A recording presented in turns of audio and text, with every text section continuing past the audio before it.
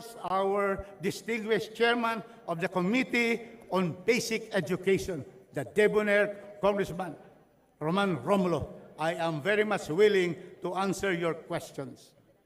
You may proceed, Honorable Romulo. Thank you, Madam Speaker. The gentleman from Cagayan de Oro, I was listening to your privileged speech on online gambling.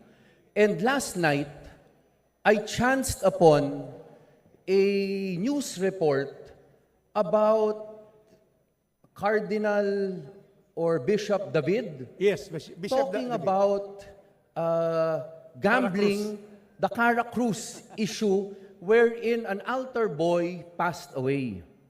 And do you know, Madam Speaker, honorable gentlemen, the reason why the altar boy passed away was because one day during the habagat, he was looking for his father, and he could not find his father anywhere. So they were searching. He was wading through the flooded streets of the place where he resides until he realized someone told him that his father was actually in the police precinct.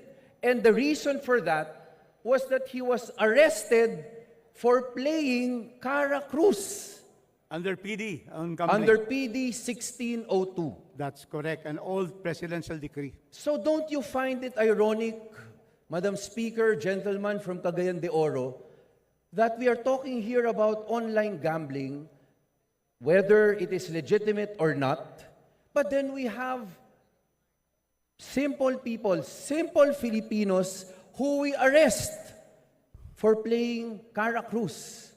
And then it's become so difficult for their family to even come up with the bail money to pay in order for the father to be able to release. Eventually, he passed away because of leptospirosis. So do you think it is so ironic that here we are discussing online gambling, whether it should be allowed or not, and then yung masa, yung simpleng tao, we penalize them. We don't even consider what they are going through. Yeah, Madam Speaker, I agree with the distinguished colleague that what happened to the father of the young boy who died because he had leptospirosis is the summit of all ironies. Because here we have a PD decree 60613 and it penalizes Cara Cruz on the streets. And yet now, we allow everyone to take his cell phone, and everybody almost in the Philippines has cell phones or two, to just one click away bet. And so therefore, that is another issue, and we should repeal that decree that, this small, according, the Supreme Court already ruled in one of the cases that these kinds of gambling is anti-poor and should not be allowed the arrest and the penalty. So I agree with the distinguished colleague on that prime example of what our old laws contain. Madam Speaker, gentlemen from Cagayan de Oro, the recent Supreme Court ruling, in fact, did not ban or repeal it because they could not do that.